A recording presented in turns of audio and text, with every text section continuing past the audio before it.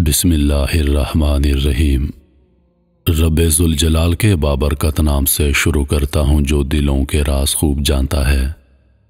تمام ناظرین کو روحیل وائس چینل میں دل کی گہرائیوں سے خوش آمدید اور محبتوں بھرا السلام علیکم۔ ٹیشو لے لو، یہ وہ جملہ ہے جو سوشل میڈیا سے منسلک آپ میں سے بہت سے لوگوں نے سنا ہوگا اور کچھ نے سننے کے ساتھ ساتھ دیکھا بھی ہوگا۔ یہ جملہ یا یہ منظر ان ہزار ہوا کی بیٹیوں کے ساتھ پیش آنے والے واقعات میں سے ایک واقعہ تھا جو آئے روز ہمارے معاشرے اور ہمارے ارد گرد رونما ہو رہے ہیں، جس میں ہوا کی بیٹیوں کی عزتیں پامال ہو رہی ہیں۔ اس قسم کے کلپس، اس قسم کی ویڈیوز سے انٹرنیٹ بھرا پڑا ہے۔ یہ واقعات تب رونما ہوتے ہیں جب ناجائز تعلقات اور ناجائز محبتیں عام ہو جائیں، جب بوائے فرینڈ اور گرل فرینڈ کا کلچر عام ہو جائے۔ ہمارے معاشرے میں 100 میں سے 90 لوگوں کو ہر مہینے سچا پیار ہوتا ہے، جس میں لڑکے اور لڑکیاں دونوں شامل ہیں، اور اس سچے پیار کا اختتام جسم کے حصول کے بعد ختم ہو جاتا ہے اور پھر ٹیشو لے لو جیسے واقعات رونما ہوتے ہیں۔ آج کی ویڈیو میں ہم نے معاشرے کے اس غلیظ کلچر کو منظر عام پر لانے کی کوشش کی ہے تاکہ ان لڑکیوں تک ایک پیغام پہنچ سکے جو محبت، عشق، پیار جیسے اس ناجائز رشتے سے بچ سکیں۔ آئیے ناظرین آج کی کہانی ملاحظہ کرتے ہیں۔ 3 مہینے ہونے والے تھے۔ علینا اپنے ہم جماعت زاہد کے ساتھ ایک کرائے کے مکان میں رہتی تھی۔ صبح دونوں اکٹھے یونیورسٹی جاتے اور اکٹھے واپس آتے۔ اس سے پہلے علینا اپنی یونیورسٹی کے گرلز ہاسٹل میں رہتی تھی، مگر زاہد کی محبت میں گرفتار ہو کر وہ اس کے بغیر نکاح کی بیوی کا کردار ادا کر رہی تھی، جسے عام زبان میں گرل فرینڈ کہتے ہیں۔ علینا کے والدین نے کبھی سوچا بھی نہ ہوگا کہ جس بیٹی پر وہ بھروسہ کر رہے ہیں وہ انہی کی کمر میں ایک ایسے لڑکے کے لیے خنجر گھونپ رہی ہے جس سے ملے 6 مہینے بھی نہیں ہوئے تھے۔ روز رات کو زاہد کے دوست بھی مکان پر آ جاتے اور علینا، جس نے کبھی اپنے بھائی کو پانی تک نہیں پکڑایا تھا، وہ زاہد کے دوستوں کو سالن، روٹیاں اور چائے بنا کر دیتی۔ علینا کی کچھ ہم جماعت لڑکیوں نے اسے سمجھایا بھی تھا کہ اس طرح اپنے ماں باپ کے بھروسے کو نہ توڑو اور اپنی عزت خراب نہ کرو، مگر علینا انہیں یہ کہہ کر خاموش کر دیتی کہ میری زندگی ہے، تمہیں کیا ہے، میں جو بھی کروں۔ 3 سال گزر چکے تھے۔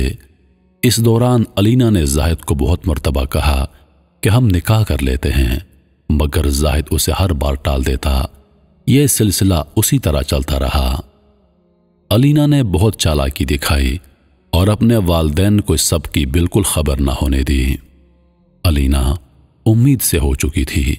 جب اس نے زاہد کو بتایا تو وہ چونک سا گیا۔ زاہد کو یہ سن کر غصہ آ گیا۔ 2 دن گزر گئے مگر زاہد نے علینا سے کوئی بات نہ کی۔ وہ شخص جو 3 سال سے دن رات محبت کے نغمے گاتا تھا، اب وہ علینا کی طرف دیکھنا بھی پسند نہیں کرتا تھا۔ علینا بھی زاہد کے اس رویے سے بہت پریشان تھی۔ دوسری پریشانی اس کے پیٹ میں پل رہی تھی۔ اب زاہد رات گھر کو دیر سے آتا اور آ کر خاموشی سے سو جاتا۔ علینا رات رو رو کر گزار دیتی، مگر زاہد کو اس کے رونے سے کوئی فرق نہ پڑتا۔ ایک دن علینا نے زاہد کے قریبی دوستوں کو زاہد کی موجودگی میں بلایا اور انہیں پوری بات بتا کر کہا، بھائی پلیز آپ لوگ زاہد کو سمجھا دیں اور اس سے پوچھیں یہ مجھ سے بات کیوں نہیں کرتا، میرا قصور کیا ہے۔ زاہد کے دوست اسی کی طرح کے تھے۔ انہوں نے زاہد سے بات کرنا شروع کی۔ ایک دوست بولا کہ تم نکاح کیوں نہیں کر لیتے؟ علینا بولی، میں نے بہت بار کہا ہے مگر یہ سنتے ہی نہیں ہیں۔ زاہد یہ بات سن کر ہنس پڑا۔ سب لوگ حیرت انگیز نگاہوں سے زاہد کو دیکھ رہے تھے۔ زاہد نے علینا کو کہا، تم ذرا باہر جاؤ۔ علینا نے کہا کہ کیوں؟ میرے سامنے کہو جو کہنا ہے۔ زاہد گرج کر بولا، دفع ہو جاؤ ادھر سے۔ علینا روتی روتی کمرے سے باہر چلی گئی۔ اب زاہد کے رویے کا اتنا صدمہ پہنچا کہ وہ کمرے سے باہر جاتے ہی بے ہوش ہو کر زمین پر گر پڑی۔ اس کا نہ زاہد کو علم ہوا اور نہ اس کے دوستوں کو۔ وہ لوگ اپنی باتوں میں مصروف ہو گئے۔ جب علینا کو ہوش آیا تو اس کمرے سے آنے والی جو باتیں سنائی دیں وہ یہ تھیں: یار تم لوگ پاگل ہو گئے ہو کیا؟ میں سے شادی کیوں کروں؟ پیٹ سے ہو گئی تو کیا ہو گیا؟ ہسپتال لے جا کر سارا کام سیدھا کر دوں گا، اور ویسے بھی پتہ نہیں جو بچہ اس کے پیٹ میں پل رہا ہے وہ میرا ہے بھی یا نہیں۔ مجھے تو لگتا ہے یہ کسی اور کا ہے، لیکن اب پھنس تو میں گیا ہوں نا۔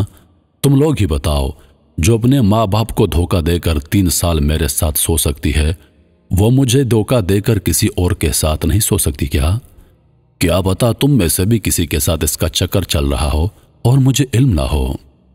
بس 2-3 دن تک اسے ہسپتال لے جا کر آپریشن کرواتا ہوں، پھر 1 سال اور مزے لوں گا، پھر اس کو بھگا دوں گا یہاں سے۔ اب یہ میرا معیار تو نہیں کہ میں اس قسم کے لڑکیوں کے ساتھ شادی کروں۔ چلو مفت کی نوکرانی مل گئی ہے، مزے کر لیتا ہوں۔ اور تم لوگ زیادہ حاجی نہ بنو، تمہارے کارنامے بھی مجھ سے چھپے نہیں ہیں۔ زاہد اور اس کے دوست زور زور سے ہنس رہے تھے۔ ایک لڑکا بولا: یار زاہد، ہمارا حصہ ہمیں کب دو گے؟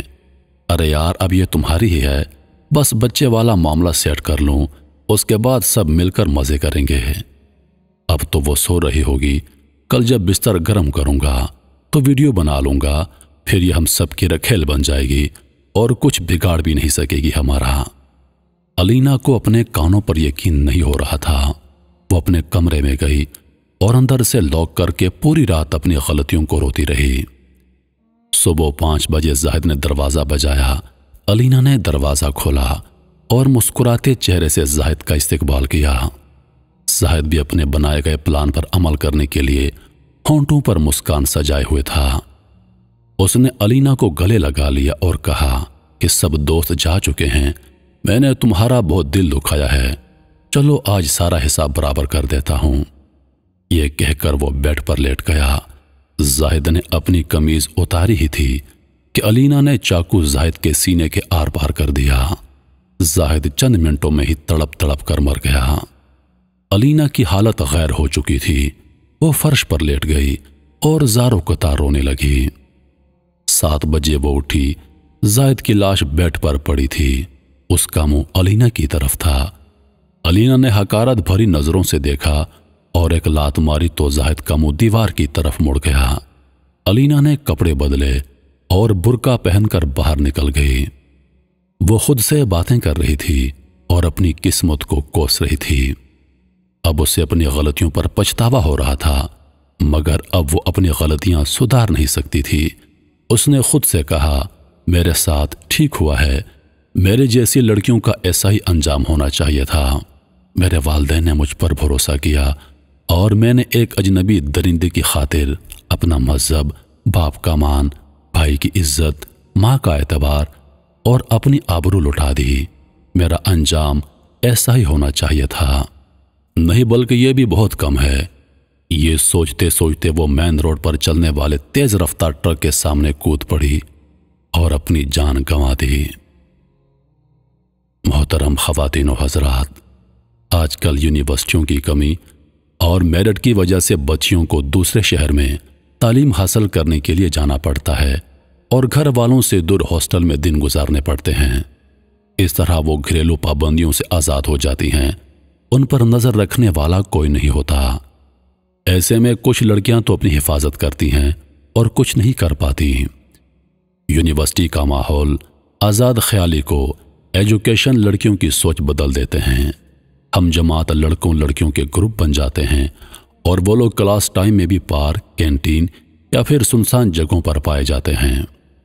لڑکوں کی تو اور بات ہوتی ہے نا ہمارے معاشرے میں۔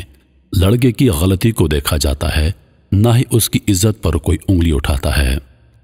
سب برا لڑکیوں کا ہوتا ہے، اس لیے اگر آپ کے والدین نے آپ پر اعتماد کیا ہے تو ان کے اعتماد کو نہ توڑیں۔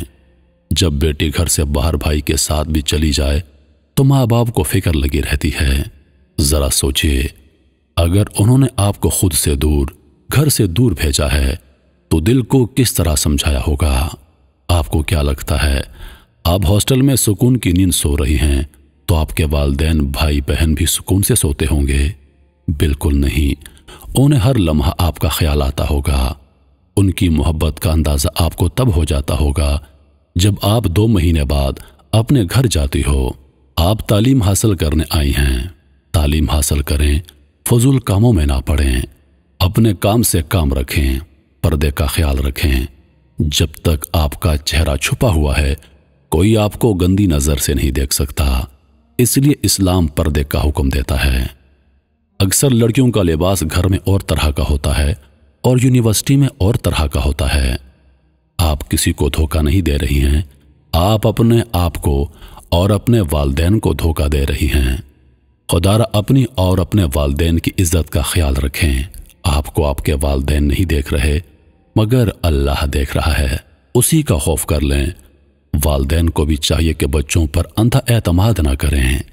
اللہ ہم سب کی عزتیں محفوظ رکھے اور سیدھے راستے پر چلنے کی توفیق عطا فرمائے۔